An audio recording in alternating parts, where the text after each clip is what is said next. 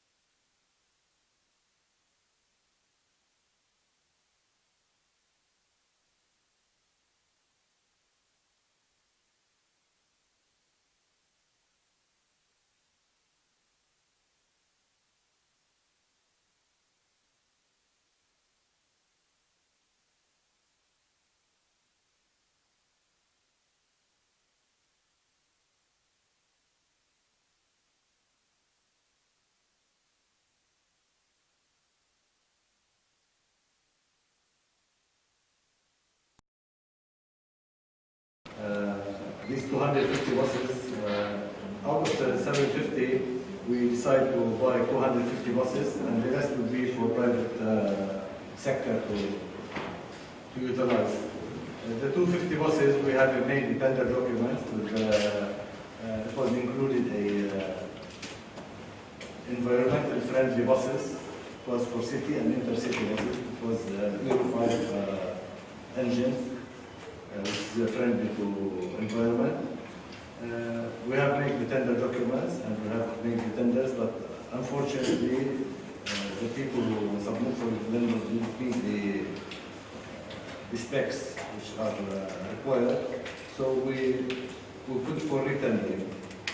By this time, the ministry, the council ministry has been changed, and they shifted the money, which is $50 million, which was budgeted for this project in 2015, 2016, 2017, 2018, which make it difficult for us, for a company, to deliver buses at this time. So we are negotiating this matter. And the stop stations, which we made, it was for it cost about 15 million. It gathered everything up to the European standard that Mr. John was talking about.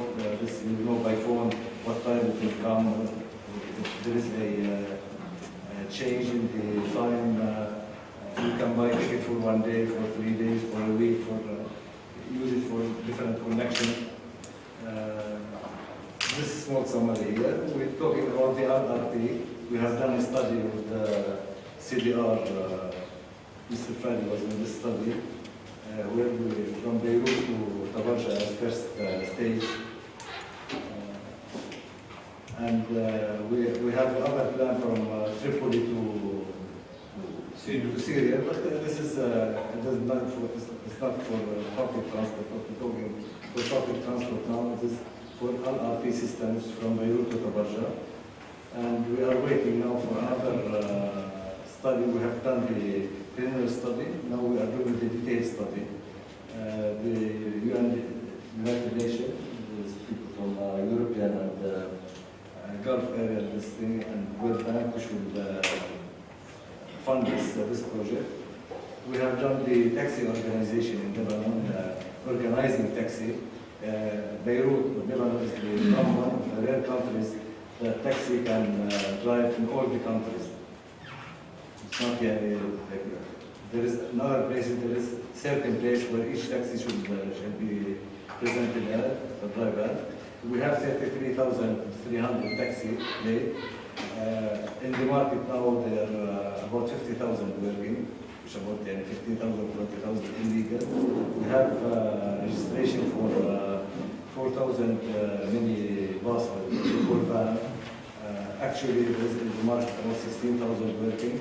We have about registered 2,300 big buses, which about in country working now about 4,500. What we have done is we make a registration form and a plate and a sticker, which is cannot be duplicated. Now, if you go in the market, you see any taxi that doesn't have this sticker in the front. This is a fake taxi. It's not.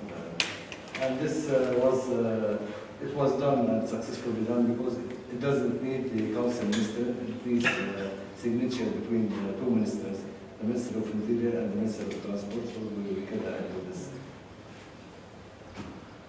This is summary. Question. Everyone will go to another. I would like to add one more project, which is led on behalf of the Lebanese government by the European Investment Bank. Somebody mentioned rail, heavy rail, and rail in particular. There is a study that EIB from Luxembourg are letting out, looking at the railway line from Tripoli down to Beirut. And at the moment, as we speak, are shortlisting companies. I'm hoping we will be one of them. Shortlisting companies for the study or for the actual? No, it's a 2.2 million euro study, and at the moment, as we speak, EIB is evaluating what we call expressions of interest. For the study, for the study. The study is worth 2.2 million, but when EIB get involved, normally EIB, with a guarantee from the government, will fund up to 50% of the project. About the study, why do the results always get shelved or put away? I mean, civil society has a very difficult time getting their hands on these studies. Maybe these studies should be made more public so that there is more advocacy and people can be on the side of the planners and the implementers. Why is there always a secrecy and the results of these studies are never shared with the public? Is that by design or is that by... No, it's not a secret because whenever we finish any study, we make a workshop and we put it public and we talk about what we get from the study and what the plan for the future. Not really. Nowadays, all transportation projects should be subject to EIA studies. Because we talk about And in EIA, there is a public participation. stakeholders and I want to add you. I'm not sure what's the purpose of the introduction on project. Are you trying to say that matters are being covered adequately and things are going in the right direction? No, the aim is to give the guys from our colleagues from the ministry just the ability to just say. we're not here to take our approval and say, well, I congratulate you. This is what we are doing. Yeah. If you can do better, you are most welcome. Saying what makes the aim of the discussion. Yeah. The aim is hopefully to open it up to the audience and start to think about sustainable transport in Lebanon, and people not to only give their criticism, but to give ideas. So do you want, 1 second, I'll go around. Did you want to finish? Can I suggest one idea? Because I'm involved with an NGO, and one of the real difficulties, you have to jump through a lot of hoops to get information that could strengthen your cause. If the government is trying to become a regulator, not an operator, which I think is the plan and the policy that you struggle a lot to implement, given the power sharing structure we have in Lebanon, then get the people on your side. Give the information, give the result of the studies to the NGOs so that they can get people on your side. I think this is a very simple suggestion.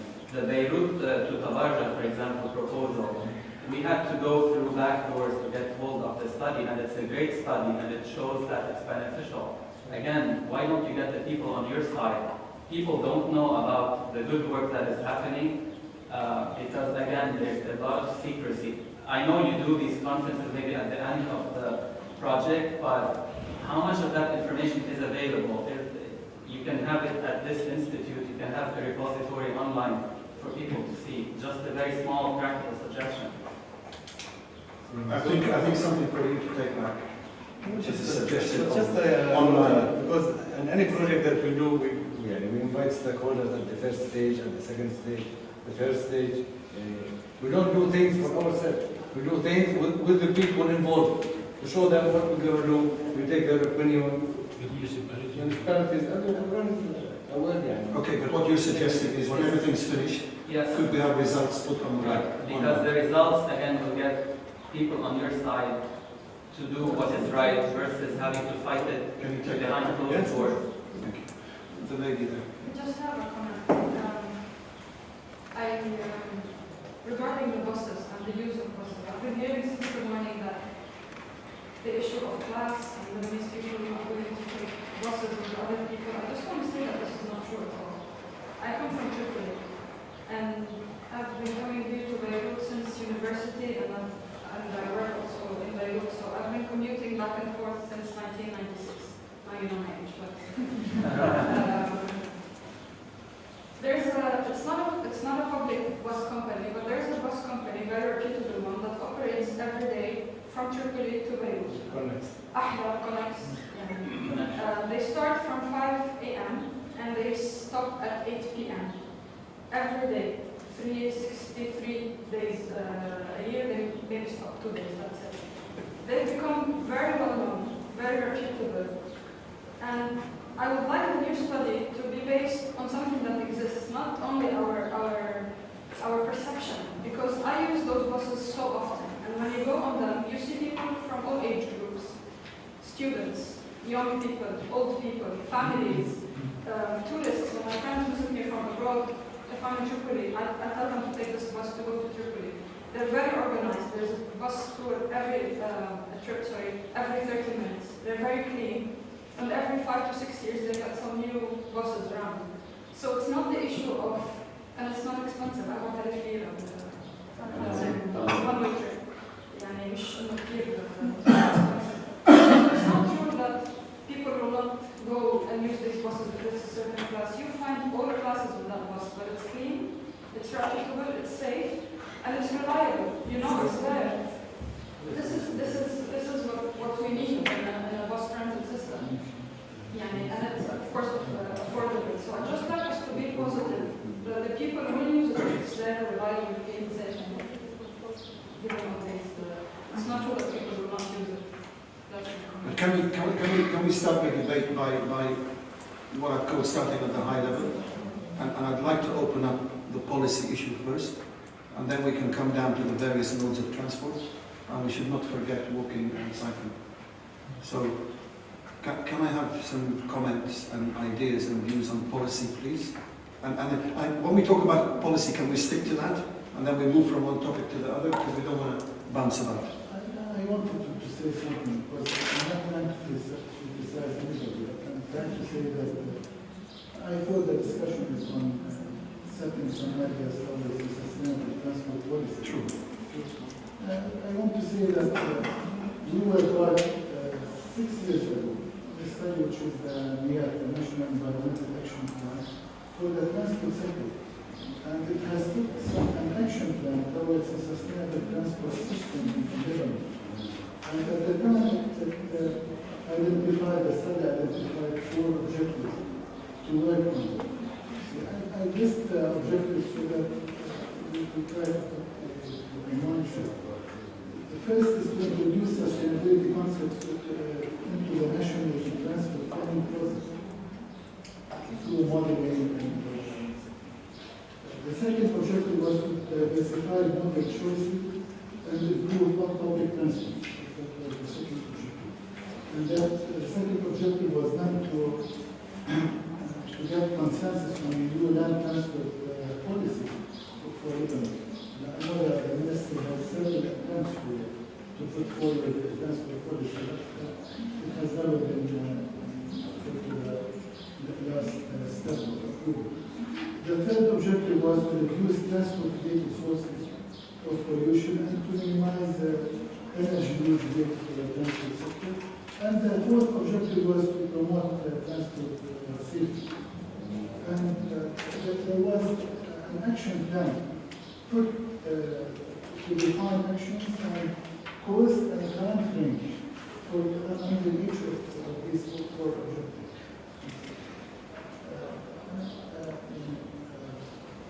What I started by saying is that projects that are being undertaken, there's something said by John in last session that the need for an authority is a transport planning, integrated transport planning authority, or any form. So this authority is still waiting approval of the Minister of Transport. The law for I think this is one of the issues that we have studies, we have projects, we are all pending approvals and waiting for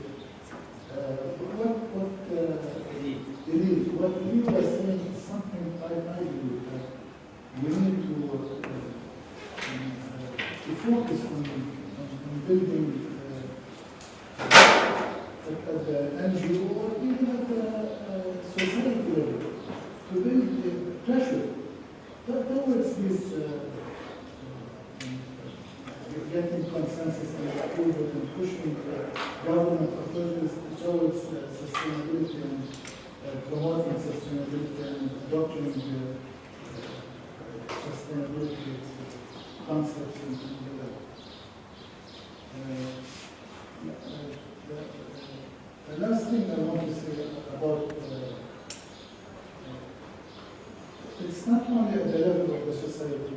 We used to have a league of transportation engineers all the and we did at common one stage, we did form a pressure force, a pressure group to promote the but unfortunately, even the persons that should be in charge of transport policies, transport projects, we could not get anywhere. The ministry kept for 2 years talking about the transport plan, and we kept trying to see what is this plan. Which minister? Minister of Which minister? Because every minister has. اليوم وزير عريضي بس وزير الوزراء اللي عاقبوا ما في بس انه there was a plan that we have kept talking about for 2 years. Now Mr. Hisham It's there. mentioned It's there, the plan. If you want to see the plan, you have the road. it's there. there. You know, we don't know. There were always a dispute between Muhammad Hussein and the minister. Instead of knowing what is the plan, and we used to go to the parliament saying, we have a transport plan, the parliament said, show us the plan. No, we want to approve it, but don't see the plan. So I agree with what you were saying. Sorry, are you finished, Maggie? Yes. Yeah, since we are discussing policy, I don't want to go into the lower level. I want to stay at the level of policy and tell you what I have learned working in this country on this specific issue for the last 15, 20 years. If you ask anybody, does Lebanon have a transport policy? The answer would be no. Yes, this is true if we think about a transport policy as a document written and approved by government. True, there is no such thing. There were many attempts to reach that level, but it didn't. But if you look at what government has been doing for the last 20, 30 years, there is an inferred policy, a hidden policy behind those actions that are counterproductive. I'll give you an example. When the decision was taken in 1994 or around it or before it a little bit on increasing the number of red license plates from 10,000 to 30,000, there is a policy there behind it, a policy issue behind it, an uninformed basis for this. And I remember at that time I was called in a hurry from the president of CDR telling me, let's go together to the parliament because they are discussing the issue of the red plates. So I said, okay. They had the committee that was discussing this issue. I gave my testimony as somebody who knows about this field. I told them, we are at the end of the Civil War. There are tens of thousands of cars working as a service with a black plate because there was no enforcement, and still there is no enforcement. So, and the price of the red license plate was at the lowest because competition by the black plate was very common. I told them this is the right time to buy out all red license plates and establish a new system of licensing public transport, not based on an ownership of this item that you can sell and inherit. I don't know what to do with it. And others have given them the same thing. They ended up by deciding on the completely unsustainable decision of everyone who has a red license plate will be given a free red license plate and sell another 10,000. So we ended up with this large number of cars with license plates that never go to vehicle inspection, and the rest of it, you know. This is one example of how a hidden policy is a destructive hidden policy. Another one, just look at the public financing of Lebanon. It relies heavily on gasoline taxes. This is, in a way, the government thinks, I want people to burn more fuel, because the more fuel they burn, I'll get more taxes. So I build up my public finances. This is another issue. The issues of regulation. Anytime you talk to a Lebanese official about public transport, the first answer you get, we want to buy 250 buses. This is the main concern. Now, some of them are well-meaning, others think more, you know, what can come with the purchase of 250 buses from Americans. But the problems are very well studied, and they are documented. And if anybody wants to do anything, the material, the background material is there. What is preventing it? There is no political will. We lack the political will. Now, how do we get to that? We talked this morning, most of the lectures ended up by saying awareness, awareness, awareness. I am aware. People are suffering. They are aware that they are being suffering. We have to address our awareness to the decision makers, starting from the President of the Republic going down the line. We have to form some kind of advocacy group built on informed practices all around the world, and really go and knock after them, telling them buying 250 buses will not solve the problem. This is not how you do it. You have to have a coordinated public transport system. One mode cannot help it. I'm not saying kick out the service from the streets. They have a role to play, but there are other modes of transport that have to be integrated with them. To change the mentality of thinking, because the way we are now going is really disastrous, and we will lead nowhere if we continue going that way.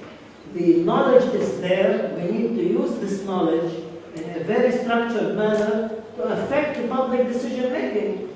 You might tell me we are a country that have so many other problems, very more pressing problems. But if this becomes a real public concern, not only by the poor people who are suffering a lot, but for everybody, because pollution hits everybody, and this is a non-sustainable situation. So I believe we need to have an organized advocacy effort addressed to the decision maker. It's not me and you telling each other, everything you say I accept it, and I tell you things that you accept, because you share the same thing. But before I finish, I want to make a comment. Hisham ma hayz'al minni, and because I'm not going to be very specific. Yes, we have a problem in public dissemination of information. I was involved in a study where the terms of reference says you hold 3 workshops. One at the beginning, one at the middle, one at the end, to publicize the outcomes of this study and its recommendations. The first one was done, and there was a wide audience of most stakeholders were invited to attend.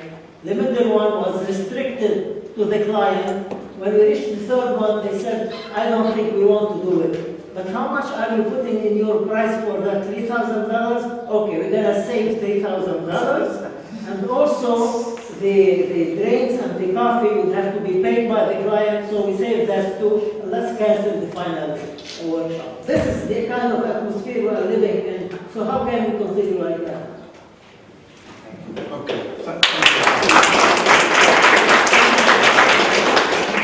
I think, I'm sure Nadeem has gone, but the advocacy group is something that I will take away, I'm sure. and see what happens. Does anyone have any other comments on policy? Yes. You know, for sustainability, we need to look not only for transport sector, because we create some problems and we ask transport sector to solve the problems. I think we need to go to the reasons for the problem in transport sector. We need some change in policies, and we need some change in practices, not only in policies. We need to have 5 issues to look for. For example, the first issue is to reduce the need for transport.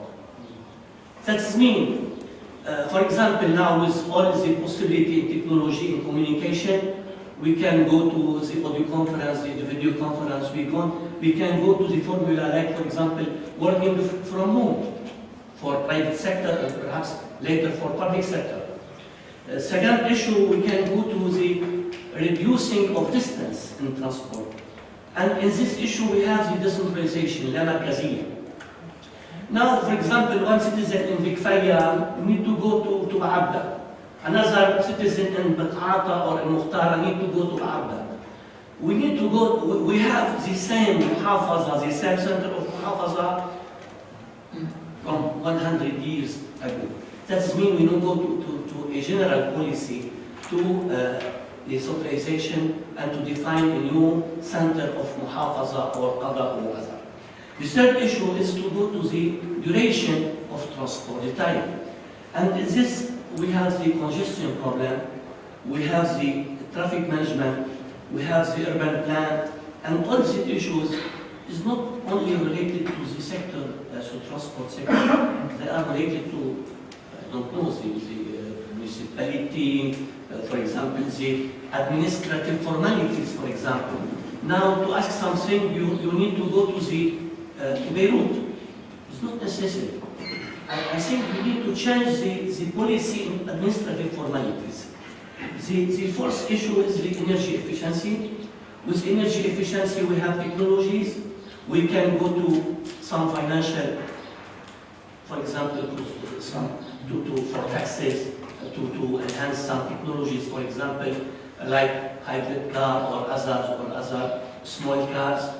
Now, for example, when you have something to promote some cars, you know, only we have like colors, we have 5 colors.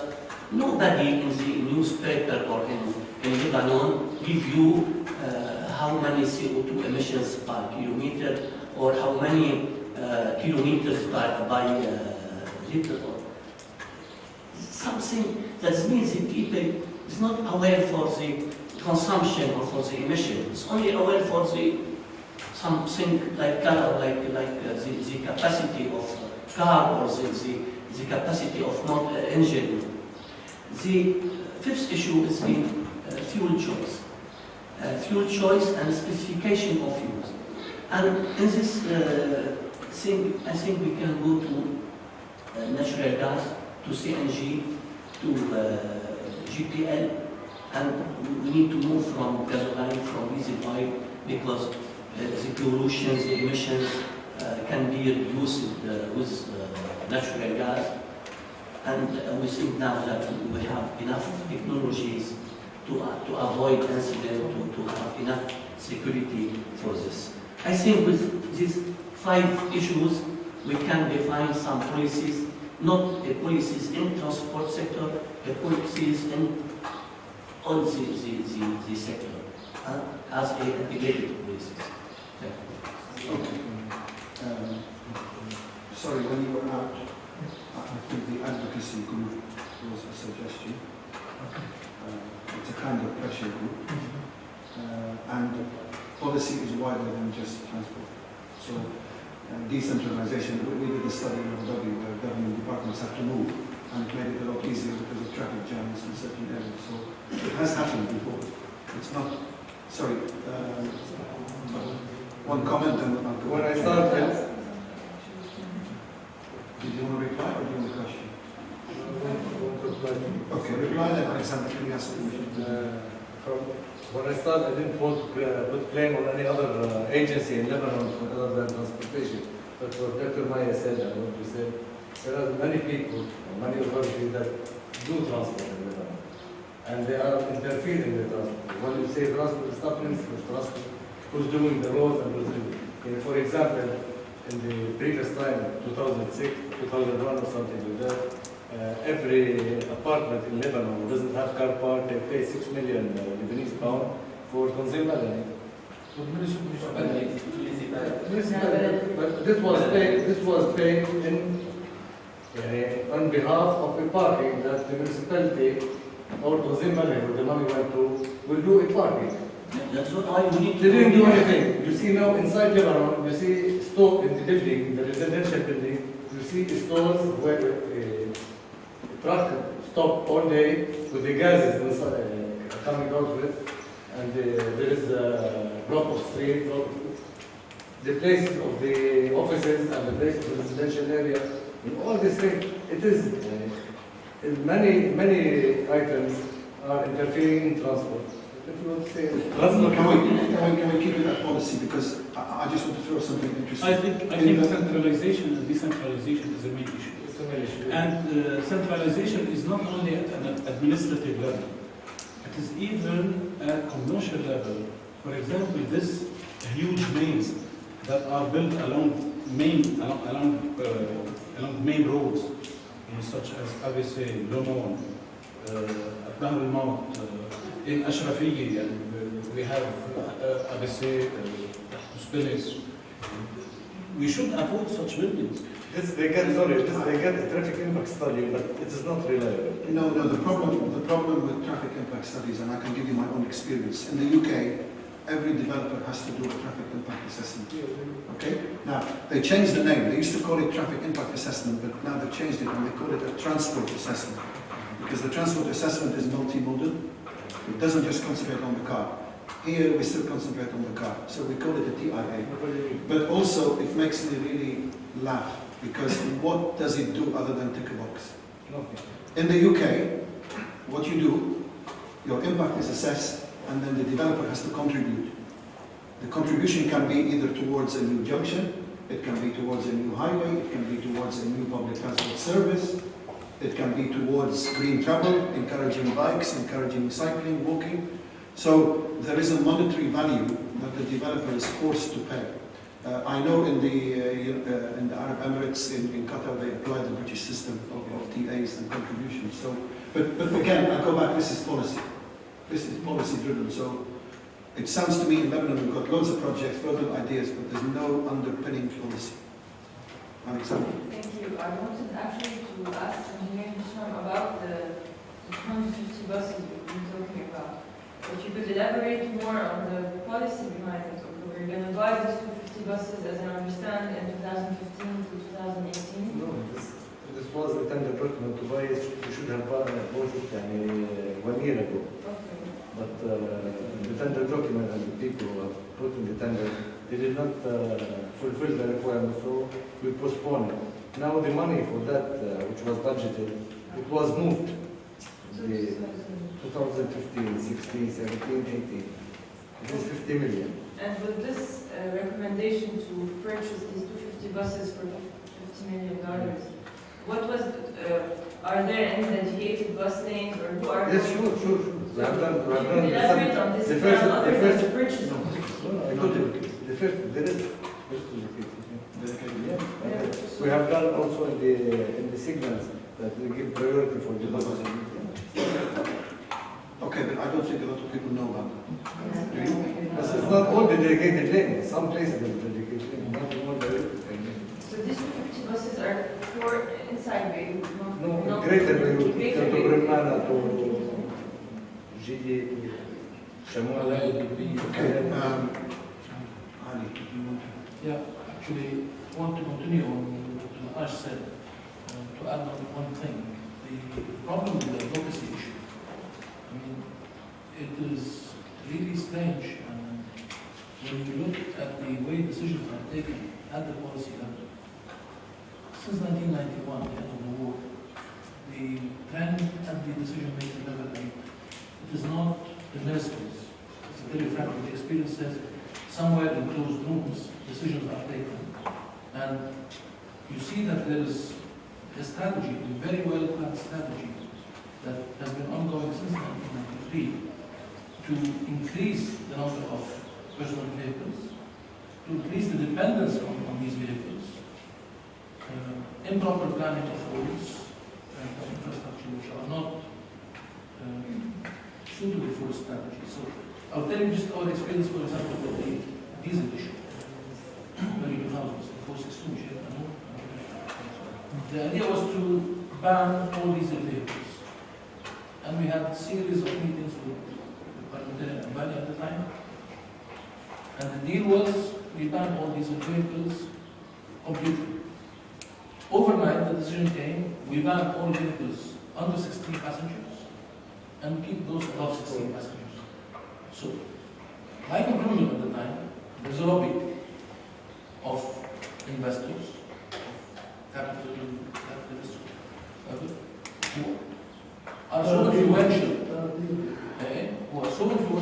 to keep those vehicles running, and at the same time, this oil lobby, which is very powerful in this country, has by no means an interest in reducing the consumption of oil, as I said. So, the more you consume, the more money that's going to their pockets, in addition to the state. You know that the state stopped importing, so, and I think 7 companies are doing the imports these days. And 7 companies who are very well politically linked and politically owned. So, when you look at why we don't have a strategy, it is because there's, at this level, somebody hindering this strategy.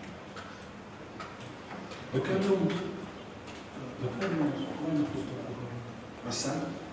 Yes, in building on what has been said already, I think I cannot see a transport plan or transport policy being successful without being part of a master plan, a more comprehensive plan that takes into consideration all other sectors.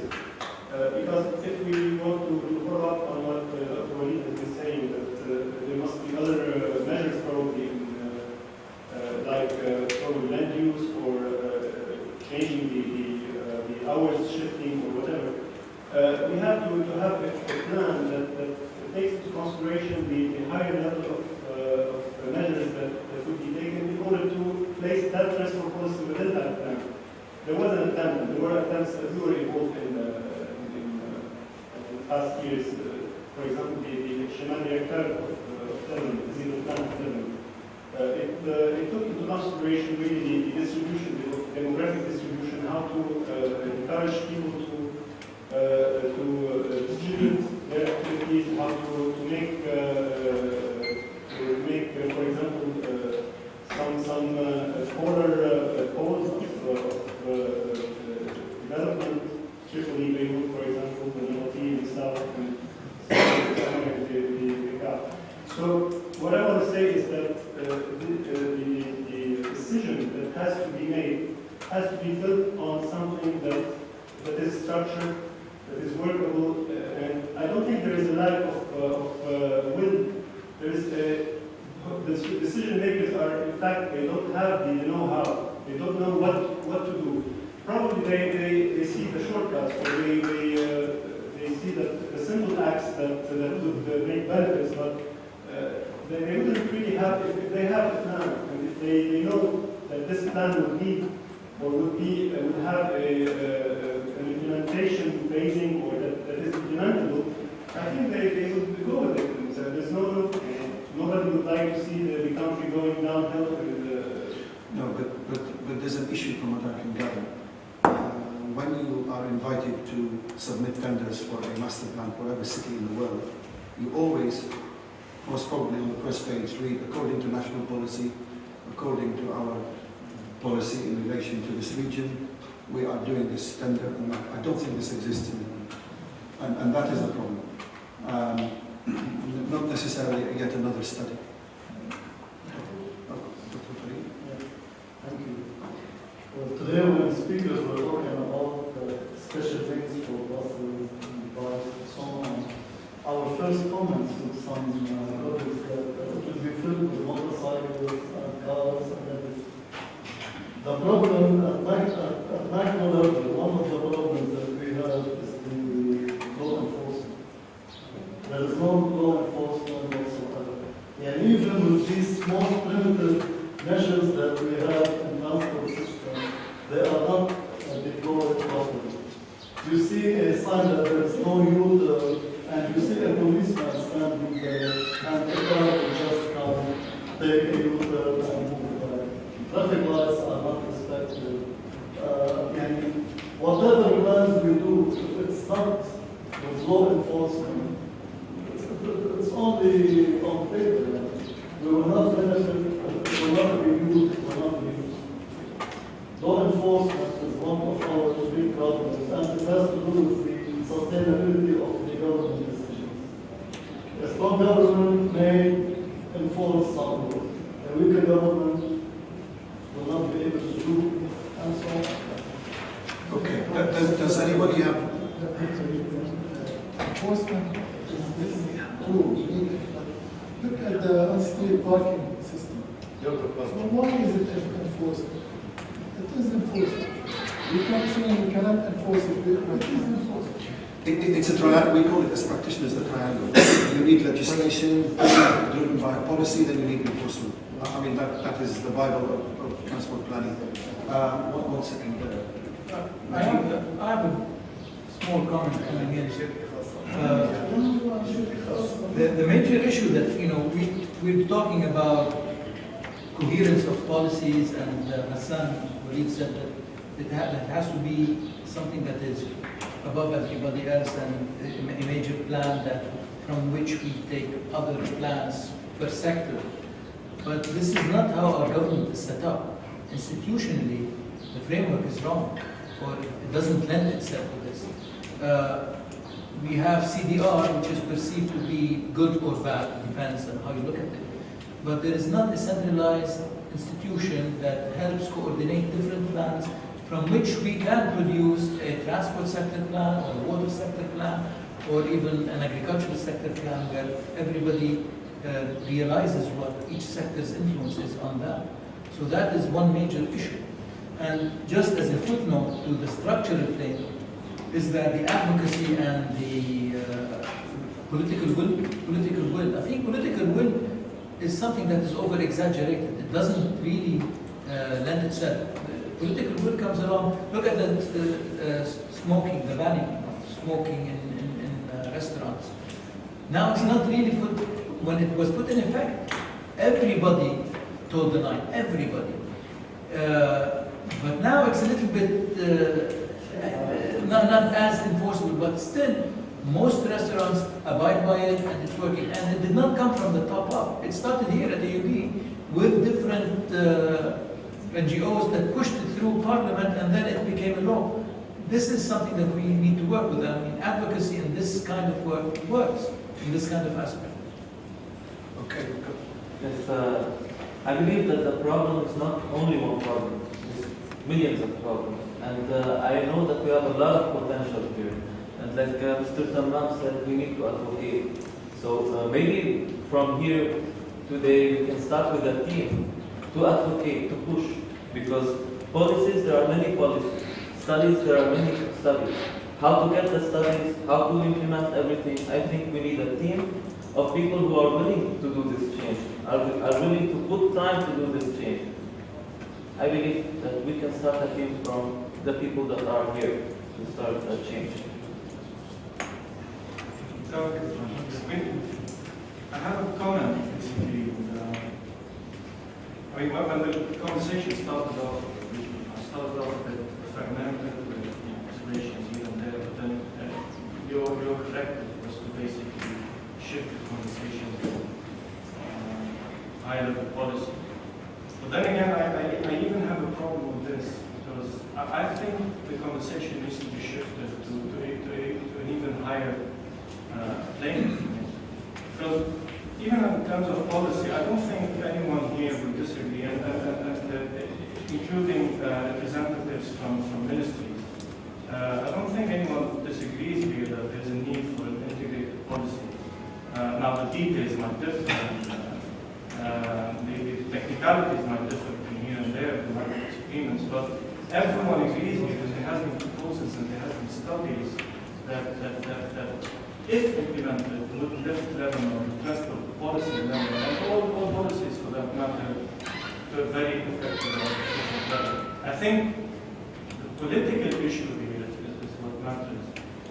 Is an effective integrated transport policy considered to be part of the political mandate of our political class here? I think there's the definition, the very definition of politics here is problematic. Our ministers, our decision makers, be they members of parliament, be they ministers or the president, or they do not consider effecting an integrated transport policy as part of their mandate. It's someone else's job. It's the CDR's job. It's the job of technical authorities which they consider to be not part of their job. And unfortunately, many civil society organizations, many NGOs, many local government organizations are playing along with this game. I mean, how many times have we heard on the news successful mayors saying that their mandate is not political, but it's rather developmental? I mean, what's wrong with saying that development is political, is a deeply political issue? I mean, why this split, why this schizophrenia in our style of politics? I think this issue needs, to be honest, I mean, to me, it all comes down to a minister holding a pen and signing a document. I mean, it's not, sometimes it might not be that hard to be a minister. I mean, that job might be a bit more comfortable than we think it is. But did he take the decision to sign some documents and take some political risk, at least in this? I think it's a collective decision. I don't think it comes down to I think it's a political class that is plagued by this problem and which decided that transport policy, agricultural policy, water policy is someone else's problem. And if I may, I can share, I would like to share my experience from working in another setting in the UK, specifically in the water sector. I mean, there, if some of you might know, the UK is unique in the world in that the water sector has been fully privatized. I mean, fully. If we're talking at least about England and Wales. And, but it's also heavily overseen by a regulator, which is called the Office of Water Services.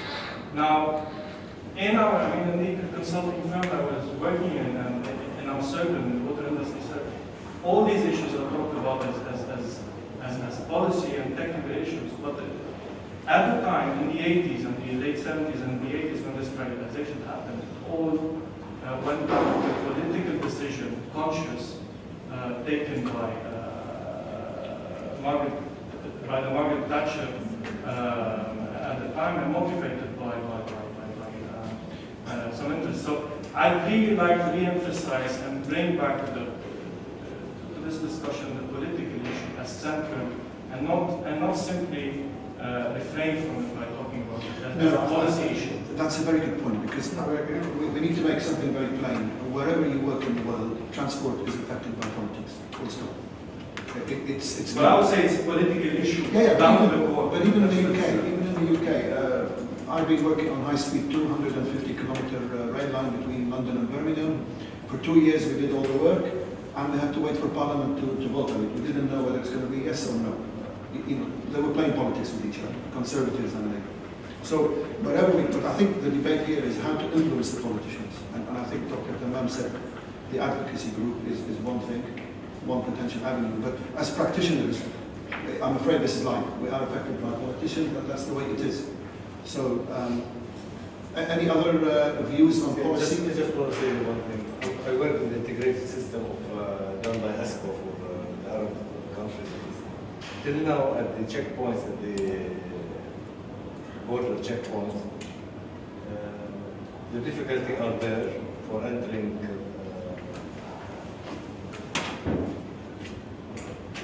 trucks and this thing inside.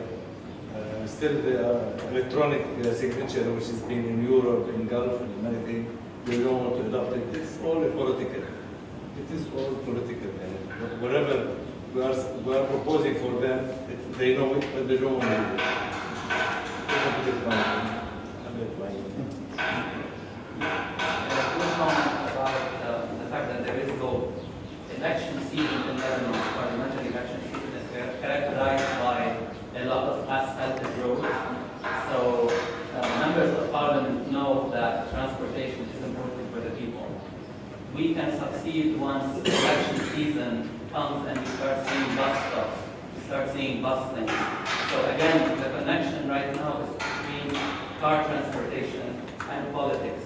It's not between public transportation or sustainable transportation and politics. This is where we can maneuver. So there is hope if we can change the mindset and people start demanding a more advanced demand than just asphalt. Okay, I think one more. One of the main issues, I think, is limiting the number of the imported cars to Lebanon, especially the used cars. Because we have this growth, and these cars will result in congestion eventually. So this is maybe an immediate measure we can take, because the long-term measures we can't follow up with this long-term policy. But this is an effective immediate measure.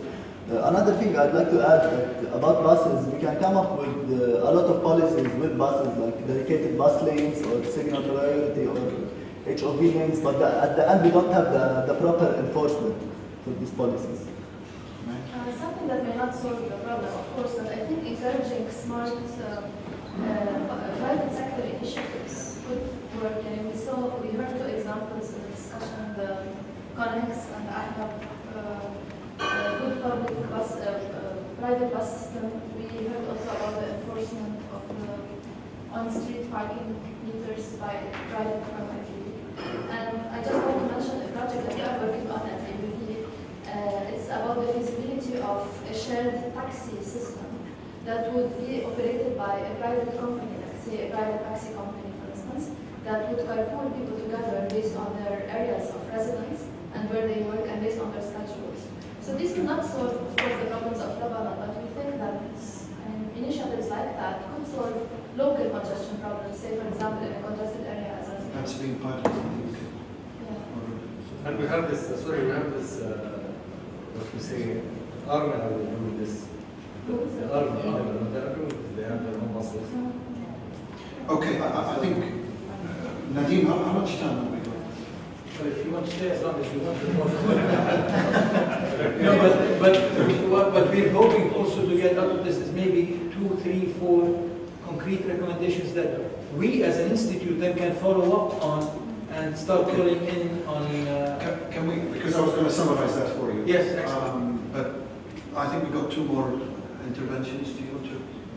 Maybe I'm being somewhat. But you can be free to talk whatever you want. Yeah, it's really but making driving your own private car much more expensive. Coming up with a host of policies where you can make driving your own cars more expensive, make it a luxury instead of necessity, and try to pick out those policies that will hopefully produce the least rent-seeking activities. That's okay. So just I want to mention, unless you have a good alternative, you cannot prevent people from using their cars. No, we assume there will be an alternative. Because I think I mentioned the do-nothing option is not on the table. I just want to add on to the fact that we do need perhaps an institutional framework that could implement a broader plan, planning, urban planning, and perhaps if we can work towards a broader vision to bring all these together and really start a true holistic vision for Beirut for 2025, 2030, that we can all start working upon it, gathering the skills and the experts to actually start it. Okay, I think that's very interesting because when I worked on the waterfront master plan, we were doing all the transport planning for the whole area, but then when you come to get permits, it's individually for each plot, for each building, and the parking goes down to each building. So that is a chain broken in the mechanism of policy. Because so the transport... Thank you for reminding us about that. It's just because the transport problem with the transport plan will just keep on trying to solve a Kyoto problem. I mean, if you don't resolve it. Just for those of you that don't know, for example, in the UK, they will take half a town and they will say the parking policy for this town is 1 per 35 square meters. And then they have to sort it out within the town how to manage parking. So it's not done on a plot-by-plot basis. Because I think this is one of the draconian Ottoman results of what we still inherit. You might have a big master plan, but in reality you're going to a plot-by-plot. Therefore, if a building is 6 floors now and it's 40, it's the same kind of law that guides it. But you know, people, if you hit people in the pocket, people change. That's the message. One point I'd like to note that I haven't really been discussion here, but I think it's implicitly very important planning, and clearly integration is necessary. But one thing that is actually very powerful, developing the government, it can be done from the advocacy group or whatever, is actually measuring carefully all the outputs related to the transportation system. So if you come out and say, look, we have a congestion problem that is losing every year, and you actually see it month or day by day. We have this amount of time spent on congestion, man-hours. If you go and say, okay, this is how much actually we are emitting in the environment, this is the pollution day by day. Going and saying this is how much we are actually losing in currency because we are importing this amount of gas. Obviously, there are many things that are actually misaligned. You cannot depend the government expenses and the government budget on gas consumption when you are not producing gas. It doesn't gel. I mean, it cannot be a viable situation in the future. I mean, definitely, there are some major fundamental issues with the energy system that need to be resolved. But I think getting the measures and making them public, I think would be a very good. Everyone sees it, but no one sees the big picture. And then you can actually pinpoint the benefits. Like once something is starting making a difference, you have to say, look, we're actually making a difference. So that's a suggestion. Actually, one of the things that I noticed today is that we have plenty of transportation engineers in this country. And we need to see them more active. A couple of comments I heard just now can be parts or elements of a strategy. Again, when we need to have an advocacy group, we'll be advocating what? And there's no real integrated strategy, what you mentioned. There's no strategy for transportation. We said there are studies. There are studies, but there are no strategies. There is the National Environmental Action Plan for the transport sector.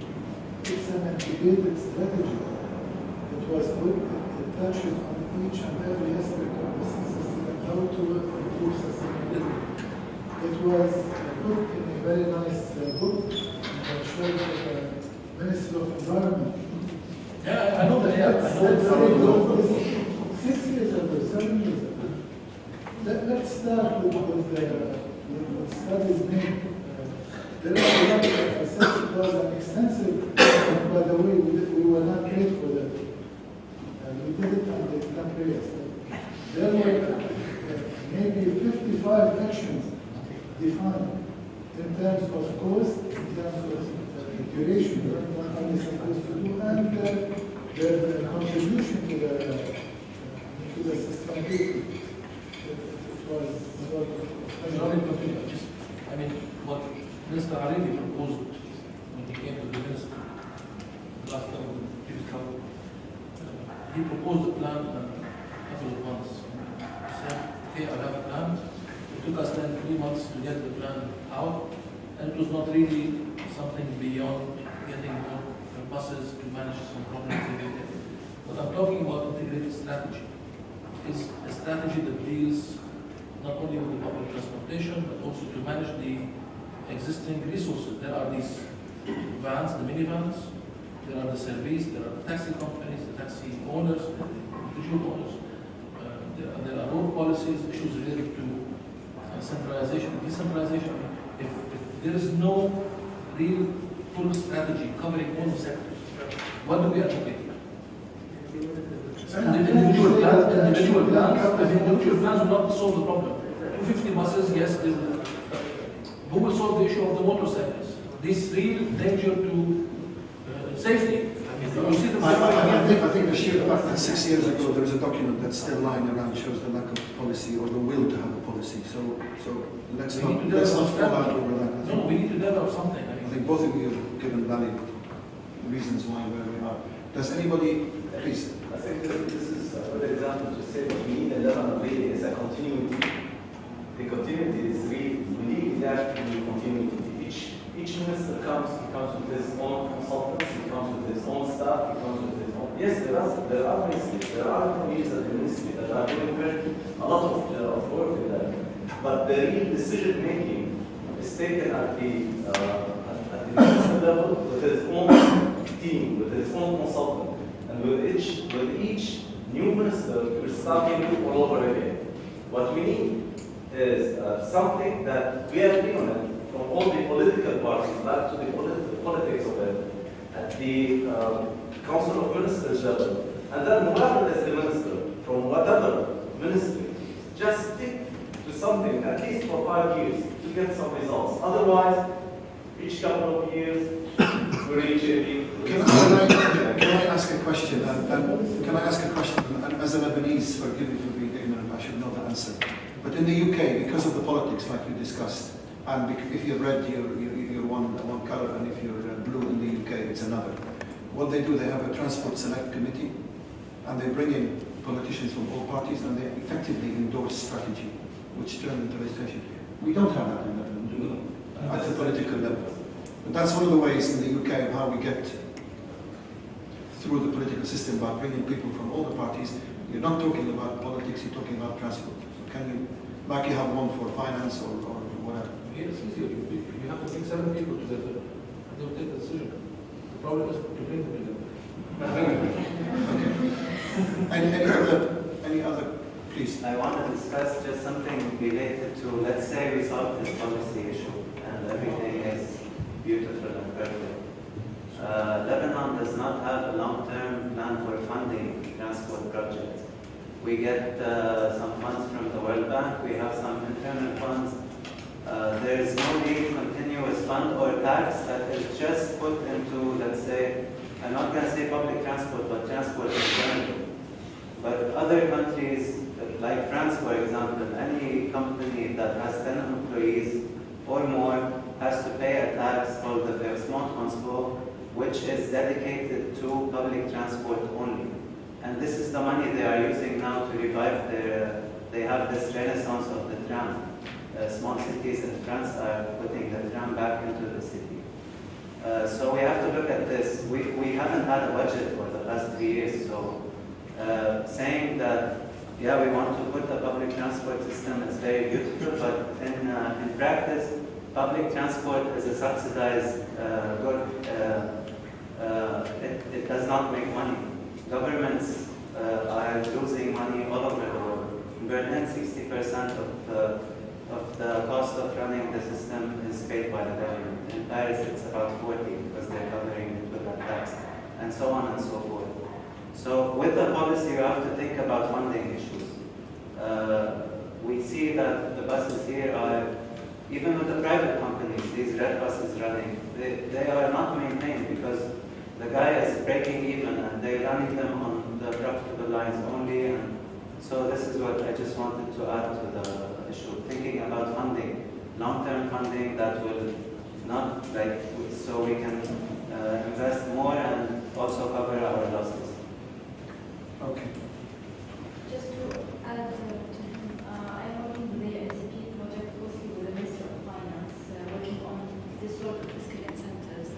And I must say that the transport sector for the Minister of Finance is one of the, we at least have data and transparency, policy transparency regarding this sector. Of course, the power sector is a priority for the Minister of Finance because both its public finance aspect, we're losing most from transfers to electricity, but also the transport sector. And I say that we will not see any incentives, whether incentives for cleaner cars or public transport, without looking at the whole transport strategy or policy.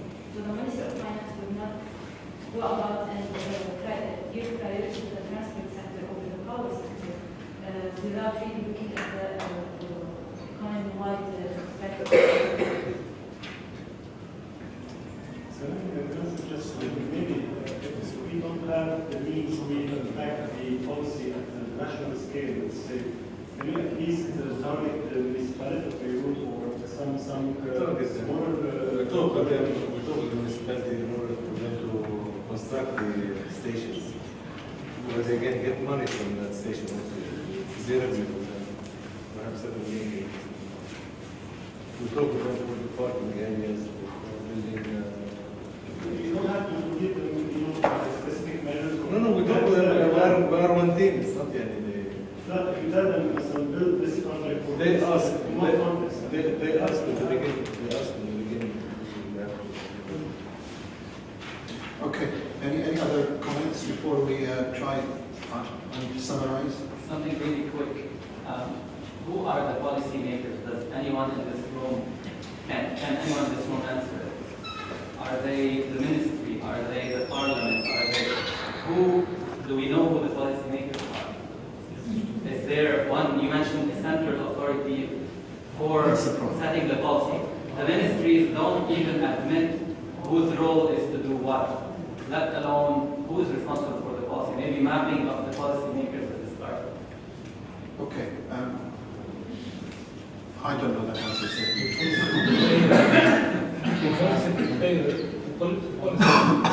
Who are the policy makers? Actually, we need to have you on the consultants of the different ministers that are. This is the issue. Prepare for it. Okay, have we all had at least our say or listened to views around the room? Any other comments anyone wants to make? We can decide on the issue of implementation rather than on having policy, because we can have a policy and put it on the shelf. Implementing the policy. And the other thing, like the majority of some of the institute work as a real estate, all what they worry about is, okay, let's get the money, and we raise the issue of, like, for example, the order of engineering that is introduced, you have to submit a traffic impact study, which is just recommends to tick the box. One of the examples where we was the trial as I work with Verdun, and now they're starting constructing an LSA in Verdun. Okay, so what will happen from a traffic point of view? Who approved the traffic impact study? It's there, it's in the file of the planning file, was taken, was done last year. So the idea as a real estate rather than like institution. Okay, any other comments?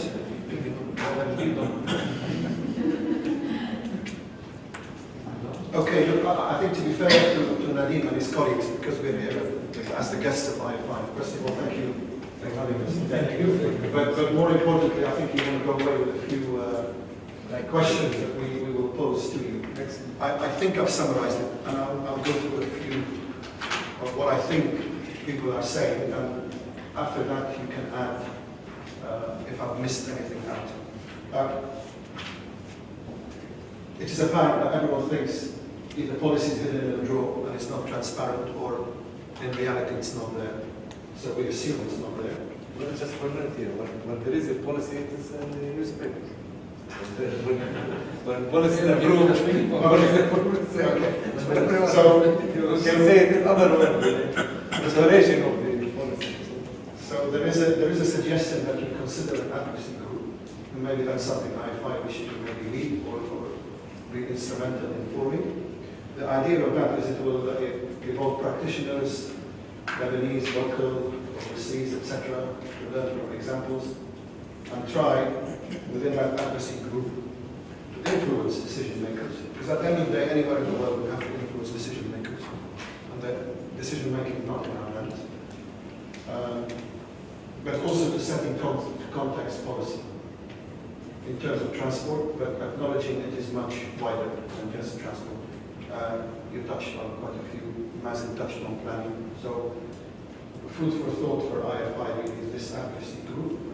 I think another one which you also may want to get involved in, and maybe the minister also is the stakeholder engagement.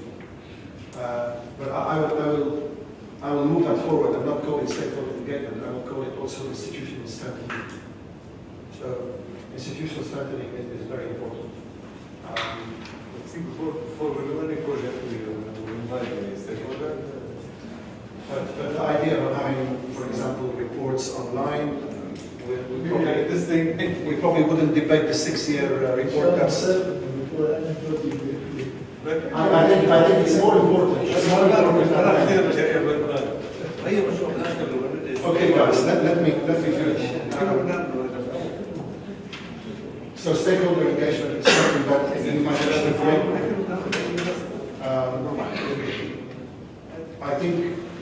the idea of integrated transport planning unit is something that you might wish to go away and think about how you can put that to the decision makers. And maybe lift it up a level also to having a select committee type of politicians to think about transportation. And another important one was looking at institutional frameworks in a more holistic way. That will be influenced by policy, but maybe you can take away a pilot test, and to say if you did this on a holistic view, this is the kind of policy you might need to demonstrate to decision makers how that might or might not work. Have I missed anything, guys? If I have, please if we can add a point. Yes, I thought School's point, if I'm pronouncing it correctly, was very important. Measuring outputs. Because I think that's something that an institution such as AUB and IFI could actually really promote to really make the case for why. Thank you for that. Anything, Yusuf? Data? So data collection, monitoring, and measuring is, I mean, the pilot study that you talked about, the pedestrian and improvements, that's something that should be monitored before and after. And then if it's successful, you can take, and hopefully you don't have a hard time next time you want to implement something like that, because monitoring is very important. We can add on the point that was briefly mentioned, which is to encourage the role of local municipalities in pilot projects. Like the one, for example, the municipality of Beirut, where in summer they closed the port area and they made it a pedestrian area only, and they created some sort of, not parking, right, park and walk zones, where you can park your cars outside this pedestrian area and then walk. And they provided some, like free shuttle transport. I think encouraging, maybe for the municipality of Beirut, due to the size of Beirut may be big, but maybe we can test and monitor pilot project with smaller cities just to check the impact and on pedestrian movement, on car circulation and all. And maybe that's a suggestion for me, Nadeem, is to have the database of transport planners, because I didn't realize there were so many Lebanese involved. So I know quite a few, but maybe the issue of awareness. Awareness campaign. Continuous awareness. I don't know. We need to create awareness. And there's a point that was made is not really stakeholder mapping, but decision maker mapping, who is who. If you're going to do an advocacy group, you want to know what button to press, but you have to know. As practitioners, I think in this room we all looked at each other when you asked the question. So how do the members of the public know? So that's okay. For there are 2 more points that are worth noting. One, Maya, I think, mentioned is the issue of actually leverage in the private sector and organizing those leverage. So actually, I'm not familiar with the situation in the Netherlands, but I think bringing together the operators that are doing things on their own, in one, under one roof, that's a good example, because the city of Beirut has been very successful in getting the private sector to contribute to all sorts of projects. And there was one more point, the issue of financing, I think it was mentioned before. I mean, how to actually bring together essentially a core financing to actually do some of those projects. Do it through the sector sphere. Just to create small types of private plans, right, or something like that. But you create some financing that is sustainable. And one final note, sorry, I'll come to you. These are my thoughts. 2 documents in the Western world that are very important. One's an environmental impact assessment. That is a legal document in the West, in the UK. So, and I mean a real legal document. And now it is mandatory in Lebanon for every transportation project. But I would invite IFI to consider EIAs and TIAs. What are they really about in Lebanon? They are. I mean, this is something we already know. The issue is, somebody said it here, it's a tick box. They go through with a project design. They do everything about the project and they get the permit to build. But the permit will not be issued unless there's an EIA. So you don't have an option at the end of the day. This is the last thing they do instead of the first thing they do. That's what I was hinting at that. It needs to be something enforceable, visible, and there's clear outcomes of don't do it. that you mentioned something about starting the serial plan project here in the UAE, and it starts more probably and it got to the national level. Why don't we start this? We follow up on whatever is being said here. There will be like other sessions. Select a project and push it through, or select a policy and push it through. I think the idea of the pilot project that you did is very interesting, because if it wasn't for that initiative, would anyone outside the EIB would have really wanted it? So I think a series of pilot projects could be.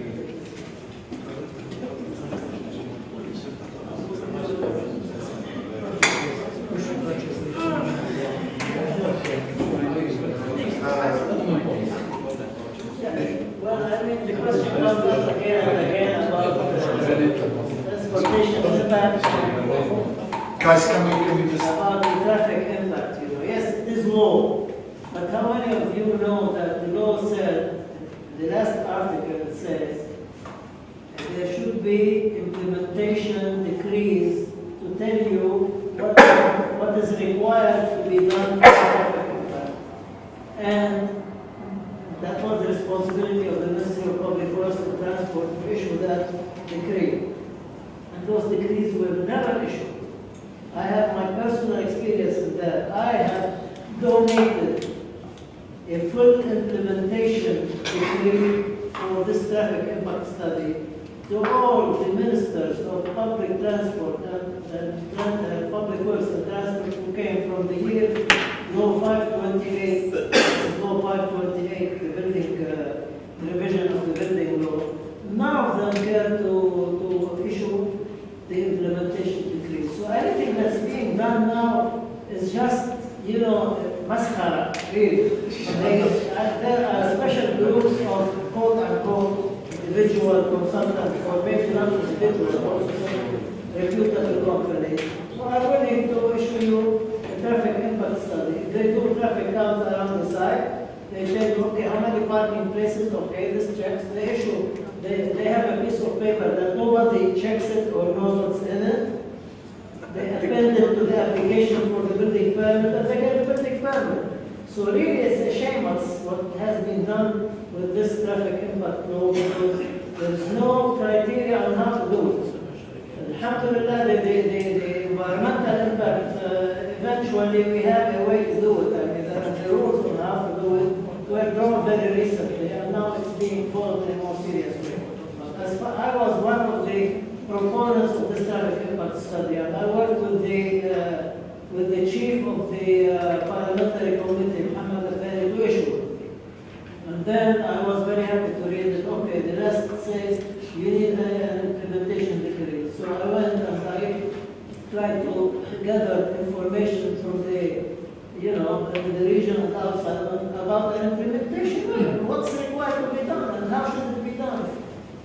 That was never done, the implementation decree. Plus the issue of what the government said, that this law doesn't tell you that it doesn't give the government the power to quote unquote the polluter pays. I mean, you know, you are creating a problem. Who's going to solve it? They don't put the burden on the originator of the problem, but get it done. So yeah, that's interpretation. That's the left thing on the We got enough there. Want to close? Yes. I would like to thank you all for coming and staying this late. It is a real boon for us to have been able to keep you here. I mean, the doors are locked, I know. But thank you so much for coming. It's been a good experience for us. I hope it's the same for you. And once we're good on this, we will convene again, I hope. Maybe next time, a year from now or a year and a half from now. Thank you again. Thank you for coming.